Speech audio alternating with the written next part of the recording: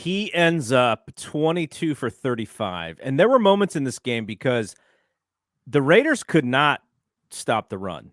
The Niners averaged 6.3 yards per carry in this game, went for 170. And there were moments where I was like, man, they could just even in some of the hurry up spots, like why are we not running the ball? Let's run the ball. Let's run the ball. But Shanahan kept putting the ball in Purdy's hands, which I thought was really interesting. It was almost a Shanahan answering the same question, which is, we need Brock. We want to see Brock show us that he can take this team and drive this team and get his teammates, to believe in him. He had one throw that probably hurt them. There were a couple of other throws, like you mentioned, that were off target. A couple that could have been picked, but the one that I'm thinking of is he's got to throw across the field. He's got Kittle wide open, and he underthrows Kittle, which allows the interception to happen.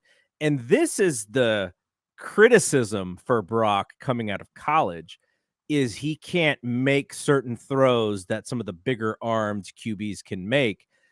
And I don't know if that was his arm was the detriment, or if he just underthrew the ball, because you see in the route, Kittle's kind of running a little bit of a post, and then Kittle has to react, and he's got to kind of come back for the ball a little bit. But that was the only turnover that he had. And it was he was going for it. So it's more of like a punt than it is anything else because of where the ball was. So it didn't hurt us in that way, but that's his only turnover. What did you think about that throw? Because if he hits that throw, game's probably a little bit of a different story, because the Niners offense is rolling a bit there. I think you hit it on the head. I mean, as well as he's been playing, I mean, there are spots where you can see why he was 262. I mean, he does a lot of things well, but I mean, he's not Trey Lance when it comes to talent. I mean, and his arm is limited, and there are spots where you just would prefer him not to.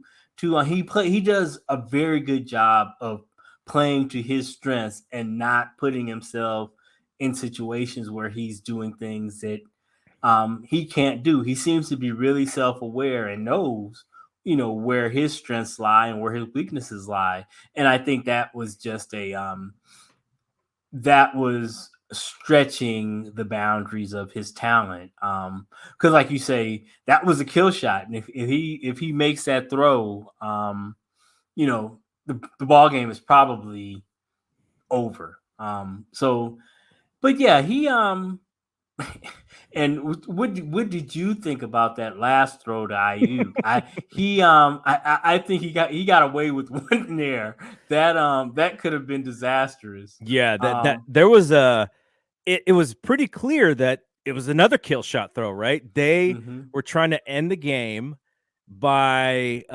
running a little bit of a. It was like he almost ran like a quarterback counter or something. Yeah. And then he had Ayuk underneath, and he had Kittle going over the top. They were essentially running a similar route, and Kittle was open, but right as he threw it, that's when the defense came in and he got hit, and the ball came out, and we were very, very lucky that Ayuk was right there to make that play. The defense, the one interception we had was a very similar one on Stidham, where I think his own Niner defensive line got a hand up, and Drake Jackson made a very, very athletic friggin' play to catch that ball. And then Stidham on the last interception to Gibson. I think Bosa pushed the offensive lineman right back into him, and it caused him to flutter one, and we got that one. So yeah, the defense on both sides left a lot to be desired, but there were certain plays where they made plays that it was literally like kind of luck as the reason why the 49ers came out on top in the end there, because both of those plays could have ended in different ways just by the ball just kind of fluttering up there. The one throw that I wanted to ask you about, and then we'll move off of Purdy and we'll talk about the rest of the team here. So Niners are 3rd and goal, I think, and they're running a play where there's a linebacker in the middle of Ayuk and Kittle. Kittle's coming across, and Purdy is dead staring at Ayuk, trying to get the linebacker to lean over to Ayuk's side because he wanted to come back to Kittle. The linebacker stays home, and then he tries to laser one into Kittle, and that ball could have been intercepted at the goal line. And that is a play where I was like, okay, I get it. I see what you're trying to do. But if he doesn't move, then you can't throw that ball.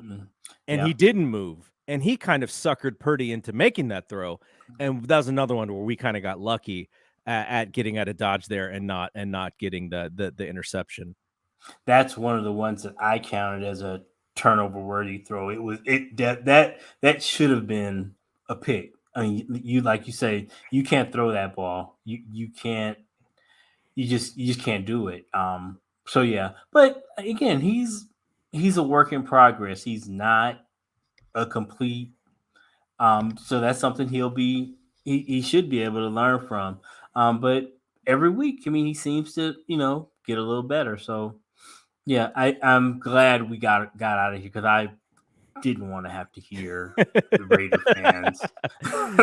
Look. Here's the thing: it was the Super Bowl for the Raiders because Exactly. their playoff hopes are tied to so many different things happening correctly. They were 6-9 going into this game, and this is you could tell they pulled Derek Carr from the game, basically giving them a scapegoat a little bit for the team to kind of rally, though I'm not sure it worked that way because Devontae Adams and Derek Carr are so tight.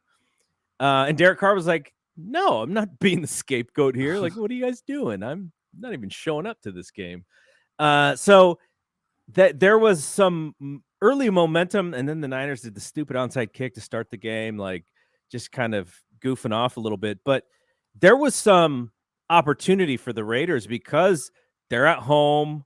The Niners, there was more Niners fans so there were moments for them to kind of play up for it. And I think they did. And like I said, this was a very important game for them. And for the Niners, it was just sort of like, we just need to get to the end of this season. And I'm happy. I think we're very lucky to get a win out of this game.